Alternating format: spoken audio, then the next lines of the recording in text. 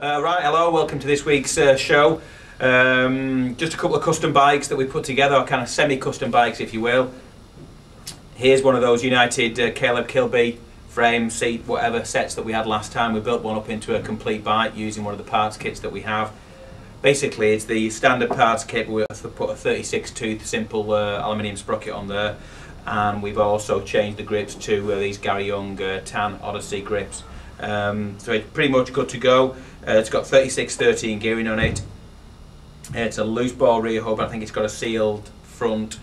But what it turns out is it's a complete bike with a custom frame for $399.99. So it's a good way of getting something a bit individual and different than what's out there. If you wanted to add a cassette wheel onto it, you know, we could do that, or you could add that later. But it's some pretty solid parts, and it runs at just over £27. I think it's like £27.3, something like that. Right, we'll move on to the next custom in just a moment. Okay, here's the other semi-custom bike that we've done. It's that Sunday, new wave frame, British Racing green frame, fork and bars, and the graphics and the colour look awesome. It's the parts kit that we used like we had on the United, but we changed a few more parts. It's got these McNeil houndstooth grips, demolition sealed pedals, and a Mankind front sprocket in white, 25 tooth. We've changed the rear wheel, the whole rear wheel on it. So it's got a KHE Lolita hub, which is seal bearing obviously, and Alex Super G rim. So that's a custom built wheel that we did. It's also got a Shara Conspiracy slim seat. So it's in between us building a custom bike, which this would normally be probably £1,000, and you're buying a mid-high end complete. It ends up working out at $599.99, so I think it's a good price. It's the only one that we've got, 20.75 top tube, and the weight is bang on £27, so a good deal for somebody there that wanted a custom frame, fork and bar, decent parts without spending about £1,000 on a complete bike. Right, okay, we're going to go and show you some of the stuff that we had in this room when we did Old School Open Day the other week, and you can check that out in just a moment. Okay, here's a bike that we didn't actually have in the old school display, but it's one that we had in the shop. I don't know if you saw this advert with John Taylor from out of the magazines. We supplied John with all the riding gear, and this is actually one of those Mongoose replica bikes from a couple of years ago. We sent him down the Motormag wheels, which were a fairly distinctive Mongoose trademark back in the day. When we got this thing Vance printed this up for us and sent it down to the shop, and when we put it on display, we actually ended up using a slightly different bike. This is a Jag. Mongoose made these for Jag in about, I think, 1978. So, you know, the frame is just exactly the same as a Mongoose from back in the day. It hasn't got the hole in the gusset, and it's nickel plated, and it probably needs a polish now really. The rest of it is all stock. The bike is completely original. That's kind of got later grips on it, probably need changing. And this is the number plate that John used in the advert, which is quite cool. Got a coaster brake on it, like a pedal bike coaster brake, and the cast iron motor mag. So it's a pretty cool original bike. I bought it off eBay from a guy in the States about 7 or 8 years ago. It's something that we'll just probably keep. Probably just needs a little bit of restoration really, but it's all original. I should just really change the grips.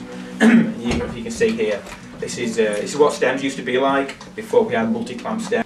It's referred to as a gooseneck. So obviously this is a 1-inch threaded headset from back in the day, and it's just got a single stem here with a bulge in the bars. No matter how much you used to tighten that half-inch bolt, those things used to slip like mad.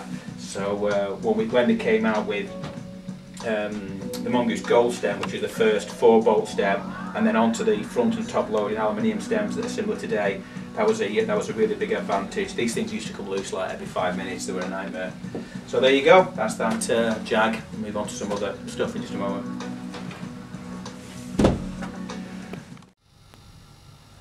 Okay, here are some of the frames we've put out for the display.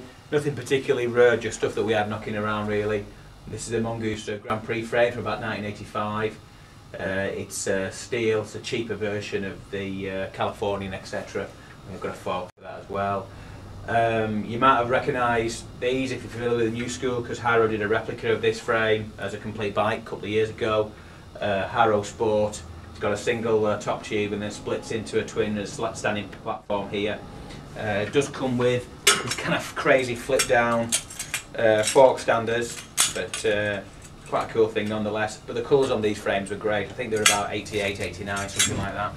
We've got a few of, we've actually got a few of those, different colours and stuff. This is a Robinson frame fork. Again, this is about 90-ish. It's all chrome moly. They're American made. They've got this little trademark Robinson plate that GT used to put on there. I mean, at this point in the game, you know, GT wholly owned Robinson. You know, Chuck wasn't involved at all, and they were just a GT brand, basically. Sad that they're not around nowadays. This is a bit of a monstrosity. It's a Hutch Trickstar, a 2 sadly, not a 1. This is when Hutch went to Taiwan and in desperation started making some cheaper product that hopefully they're going to sell when BMX was fading out a little bit in the later 80s. It's got this kind of crazy platform here. Probably the worst part of that is the rear dropout. But hey, you know, it's still a Hutch. It's still it comes in the original box. It's got these fork standers on it. The frame below it is a Skyway Street Styler, I think. That's a Street Beat, that. I was going to say they did a cheaper version of the Street Beat called the Street Styler, but that actually is a Street Beat. I didn't realise we still have some of those left. It's pretty straightforward, not too overbuilt. It's got a standing platform here, and it's got this kind of creased top tube, which kind of makes a little bit of a better standing platform, but the dropouts aren't too wacky or anything like that on it. I think they're probably about 80, 85, something like that. Good colourway on that. And we want to do another one now, shall I? Alright, just a few more frames that we've got on the wall here. This is the Harrow Sportlight, the turquoise one you saw over there. Same thing, same forks. This is a, I mean, I've not checked the frame number, but I guess this is about a 1981 Mongoose, what a lot of people will be familiar with from the early 80s.